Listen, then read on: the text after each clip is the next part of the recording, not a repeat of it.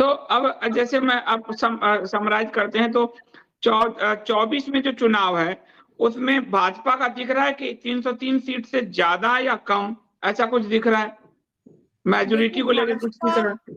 जी, भाजपा की जो कुंडली आ रही है, भाजपा के दशम भाव में राहु है, जहां तक के, एक सेकंड में भाजपा की कुंडली, कुछ मोटे मोटे पॉइंट्स में पूछ लेता हूँ, लोग पूछ रहे हैं। जी, भाजपा का तो आना, हाँ आएगा, पर 303 वाला सीट को क्रॉस कर जाएगा या उससे कम रहेगा?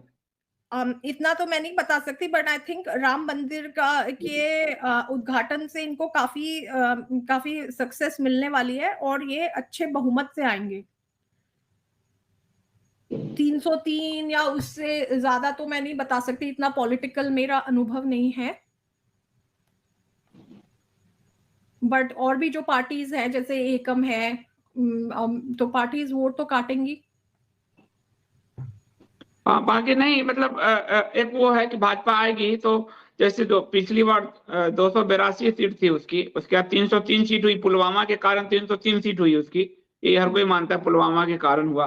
तो राम मंदिर के कारण जो है ये 303 को मेंटेन कर पाएंगे, आगे बढ़ पाएंगे, या उससे इनका थोड़ा ज्यादा ही आएगा, क्योंकि केतु जो है वो इनके चतुर्थ भाव में अभी चल रहे हैं और राहु सूर्य को के साथ राहु दशम भाव में है, तो ये बहुत अच्छा करने वाला है भाजपा इसका। रिजल्ट मतलब मई महीने में आएगा। जी, तो ये तो बहुत अच्छा करने वाले हैं, सक्सेस तो इनकी है, बड़ी सक्सेस होगी। और कांग्रेस आदि का क्या लग रहा है, उसका आपने देखा है कुछ? उनका तो कुछ भी नहीं होना संदीप जी, उनका देखने का कोई फायदा भी नहीं है, बेकार है, इट्स अ वेस्ट, डस्टबिन में जाने लायक पार्टीज है वो अपना और डिपॉजिट ये बचाने। प्रधानमंत्री मोदी का पर्सनल आपने देखा है, पर्सनल जो उनकी कुंडली है? जी, मोदी जी का पर्सनल इतना अच्छा नहीं है, पर भाजपा की कुंडली बहुत बढ़िया है।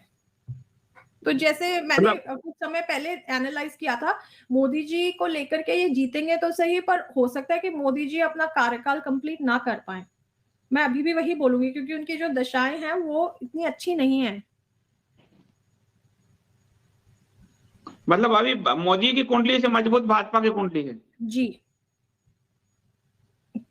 एक तो वो भी है ना कि जिसने राम जी का नाम ले लिया, चाहे वो जैसे भी भाव से लिया हो, अपने अपने अपने फायदे के लिया हो भले, पर राम जी का उन्होंने नाम ले लिया तो वो तर गए बिल्कुल।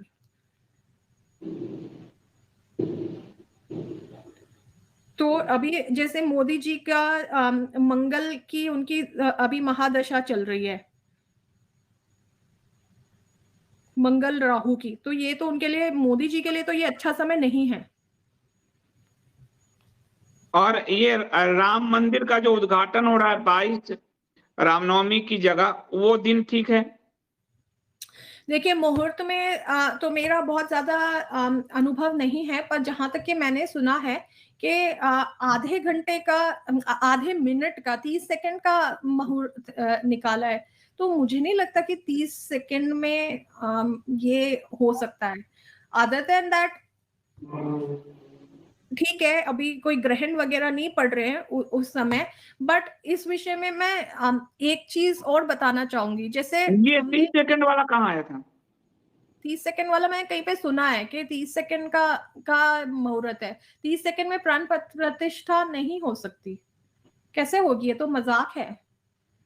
और अभी गुंबज भी नहीं बना है पूरा, तो जब तक ये किसी और ये तो मंदिर की बात है, इतना हमारा सबसे बड़े तीर्थ स्थानों में से एक है श्री राम मंदिर, और अभी वो कंप्लीट नहीं हुआ और उसके पहले आप उद्घाटन कर रहे हैं, तो ये मुहूर्त के हिसाब से, जितना, वैसे मैं ज्यादा जानकार नहीं हूँ मुहूर्त में, बट ये गलत है, ये अशुभ होता है, ठीक नहीं माना जाता जब तक ये मंदिर कंप्लीट नहीं हुआ है, उसका गोपुरम नहीं बना है और आप उसका उद्घाटन कर रहे हो, तो ये कहीं ना कहीं ये चीज ठीक नहीं है, ये मेरा मत है। एक और चीज मैं अच्छा, बताना चाहूंगी, अगर आप वो आज्ञा तिथि तो दें। ठीक है ना, तिथि तो ठीक है ना वो? तिथि वगैरह ठीक है, बट ऐसा करना ठीक नहीं है। इससे इसके जो परिणाम है वो शायद जनता को शायद ठीक ना मिले, जो हमको भी समझ नहीं आ रहे हैं।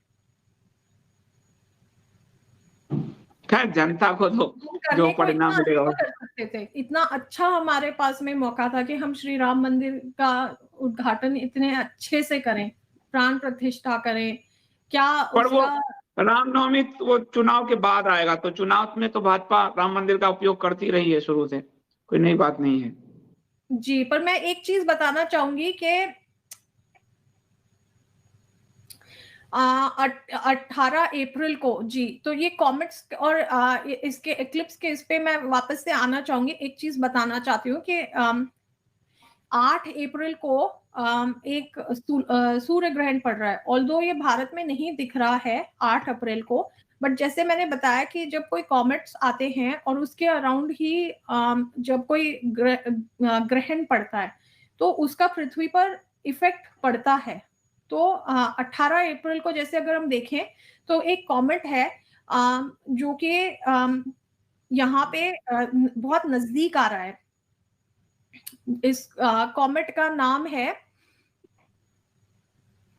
Pan star. तो ये पैन स्टार ये सूर्य के सबसे नजदीक होगा 14 फरवरी को, और सबसे ज्यादा इसके सबसे ज्यादा नजदीक होगा पृथ्वी के 14 मार्च को। तो अगर हम देखें उस हिसाब से तो 18 अप्रैल को अगर हम देखें तो ये जो कॉमेट है 18 अप्रैल ये जो तिथि है ये चैत्र शुक्ल पक्ष की दशमी तिथि है। ठीक है, ये नवमी जो भगवान राम जी का जो जन्म तिथि है उसके नेक्स्ट डे की तिथि है। तो ये मैंने बताया कि ये जो स्काई का जो चित्र है ये 18 अप्रैल का है, और उस समय देखिए सूर्य यहाँ पे है, बृहस्पति यहाँ पे है, और कॉमेट इतना नजदीक है, बहुत नजदीक है सूर्य के।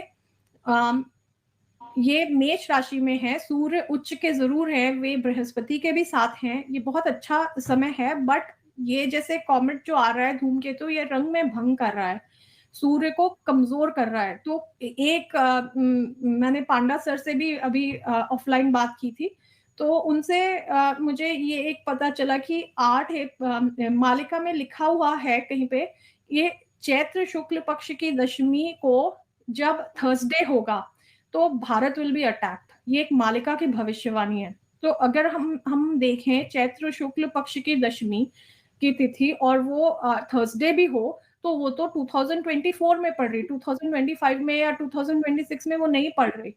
तो उस कौन सी तिथि है ये है चैत्र शुक्ल पक्ष दशमी। और अंग्रेजी में कब, अंग्रेजी में कब पड़ेगा ये? 18 अप्रैल,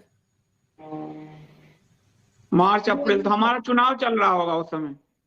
जी, तो the day after Ram Navami, जो भगवान राम की जन्म तिथि है उसके अगले दिन है ये।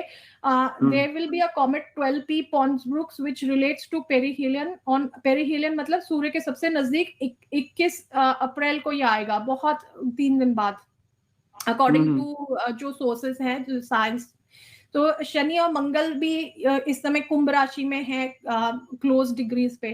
तो जब भी शनि मंगल क्लोज होते हैं तो वो वॉर के जैसी स्थिति बताते हैं और आर्म फोर्सेस को बिजी कर देते हैं। तो मून भी उस समय ये शनि मंगल के कारण इनकी चपेट में आ रहा है, चंद्र भी। तो ये भी हो सकता है जैसे पिछली बार चुनाव के बीच के समय या चुनाव के समय अटैक पुलवामा में हुआ था, उस तरह का, इस तरह का अटैक जैसा भी सिचुएशन दिख सकता है। तो देखिए शनि मंगल जो है वो कुंभ राशि में है, सूर्य गुरु जरूर मेष राशि में है जो हमें यहाँ पे भी दिख रहा है। और जो शुक्र है, जो लग्नेश है भारत की कुंडली का, शुक्र राहु के बहुत नजदीक है, 2 डिग्री दूर है, ऐसा कुछ है। तो जो लग्नेश है भारत का, वो भी राहु की चपेट में आ रहा है, सिर्फ 2 डिग्री दूर है। तो ये बता रहा है कि भारत की सिक्योरिटी के लिए बहुत वीक पोजीशन है 18 अप्रैल को जो बन रही है। और मालिका की भी जो प्रिडिक्शन है कहीं ना कहीं उसके हिसाब से मैंने ये चार्ट बनाया, अंगारक योग बनाया, इज फॉर्मिंग अ योग फॉर सम नेचुरल कैलामिटी और टेररिज्म। शुक्र का जो अफ्लिक्शन है वो महिलाओं को भी परेशानी का वो बता रहा है। तो possible places are China, Russia, north east side of Bharat, Uttarakhand and Himalayan region. तो अप्रैल जो है ये जो है ये दुनिया के लिए भी खतरनाक है और भारत के लिए भी खतरनाक है।